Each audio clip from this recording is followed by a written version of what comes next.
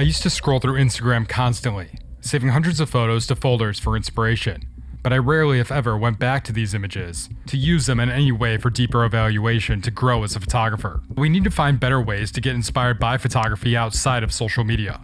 One way that I've come up with recently is to build photo inspiration journals, which can drive us to create better images, sharpen our ability to analyze photos, and deepen our understanding and appreciation of the kinds of images that truly impact us.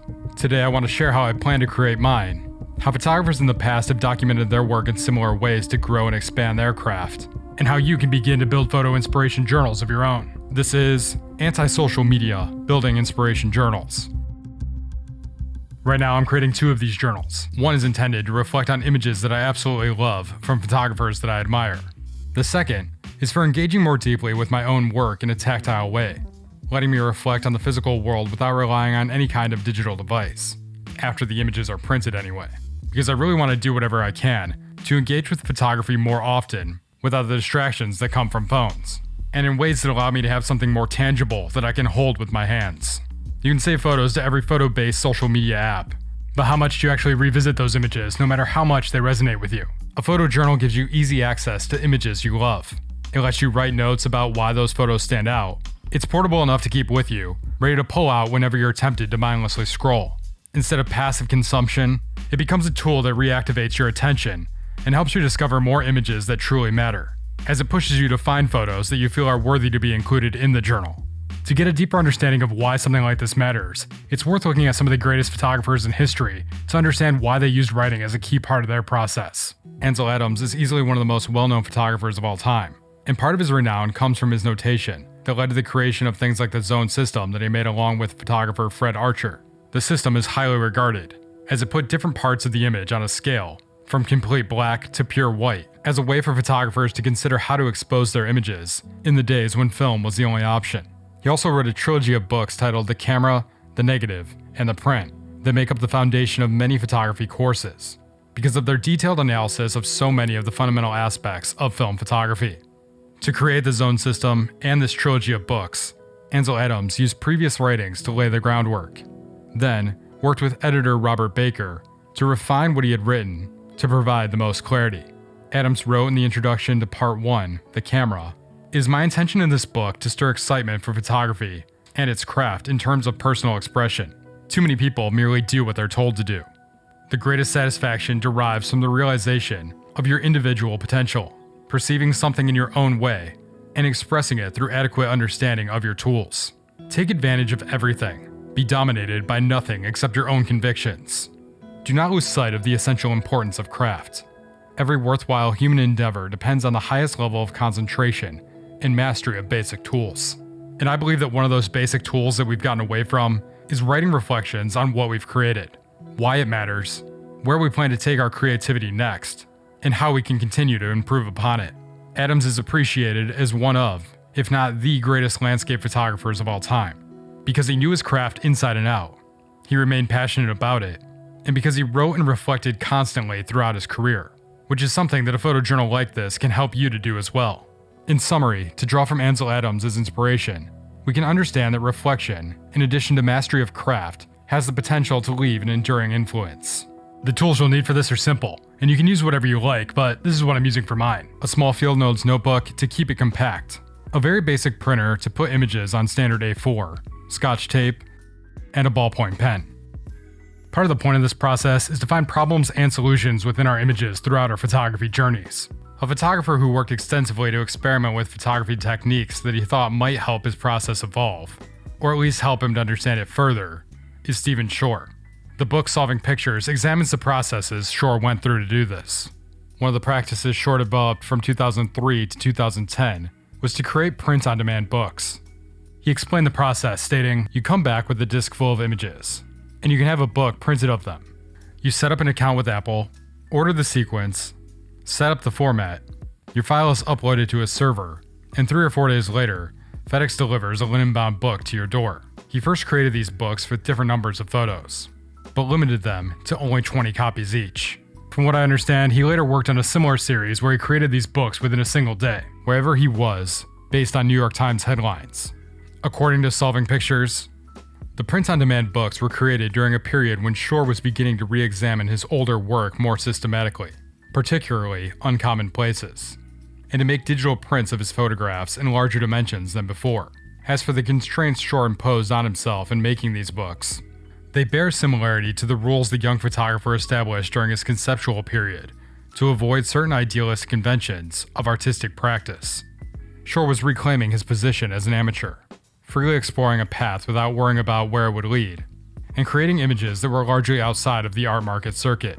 Much like Shore's print-on-demand books, creating these photojournals based around themes, concepts, techniques, or whatever else is on your mind can be a way to break out of creative redundancies and make art for the sake of making art, with the potential to lead us in undiscovered and exciting territory. In summary, if you're drawing from Stephen Shore's inspiration, we can see that self-imposed constraints and consistent physical output of some kind can push creative evolution.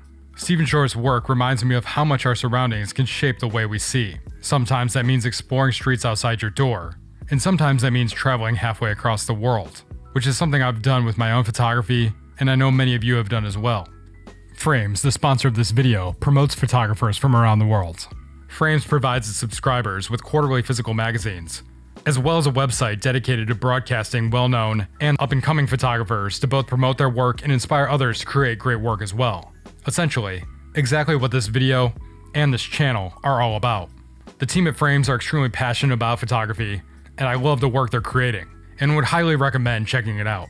They offer live talks from highly regarded photographers, and a community platform that you might find to be a great way to get that community feel that Instagram has lost for their photographers. If you're interested in subscribing to Frames, you can go to the link in the description and use the code TANK10 at checkout to get 10% off both monthly and annual subscriptions. Subscribing supports modern photographers, Frames, and this channel. I know this process could be very time consuming, but that's kind of the point. You could select images in a few hours, or select and add them over weeks or months. But this can also go much deeper. You could create a different kind of journal that lasts for years, with a deep focus on a particular subject. What might be the most challenging part of this process is coming up with the criteria that you want to use to reflect on your images. I've intentionally chosen a small notebook to keep my reflections concise. What I'm including: the photographer, initial reaction, and a description that includes subject matter, composition, light, shadow, emotion, atmosphere, intention, and my own interpretation. Bill Brandt's photography speaks to the power of documenting the photos that we create when we create them, in order to later reference what happened on any given day. This can be seen through the notation he made on countless photos that he produced, which is something I would imagine the majority of amateur photographers rarely do when going through their selects. For example, on the night photography that he included in his book titled A Night in London, Brandt wrote, "I photographed pubs, common lodging houses at night, theaters, Turkish baths, prisons, and people in their bedrooms. London has changed so much that some of these pictures now have a period of charm, almost of another century." Brandt's reflection here is important because he was only able to create this night photography as a byproduct of the recent creation of flash photography using strobe bulbs. In another piece describing a photo titled "Coal Searcher Going Home," Brandt wrote, "He was pushing his bicycle along a footpath through a desolate wasteland, loaded on a crossbar with a sack of small coal, all that he found after a day's search on the slag heaps." In a reflection on the Blitz in 1940, he wrote, "In 1939, at the beginning of the war, I was back in London photographing the blackout. The darkened town, lit only by moonlight, looked more beautiful than before or since." There are plenty of other examples of reflections Brandt made on what he photographed, sometimes describing things in straightforward detail, and at other times waxing poetically. We should do the same with our photography for a number of reasons. Some include that it reveals patterns and habits, tracks our growth over time, sharpens our observation, clarifies intent, and helps us to construct an artistic identity. Looking at photographs, 100 pictures from the collection of the Museum of Modern Art, is a great book to study if you want to understand how to more deeply reflect on your photos. To create this book, MoMA curator John Szarkowski had to consider thousands of photos from MoMA's collection, outline why he chose those exact photos, and then write a detailed reflection on each of the 100 photos that he chose.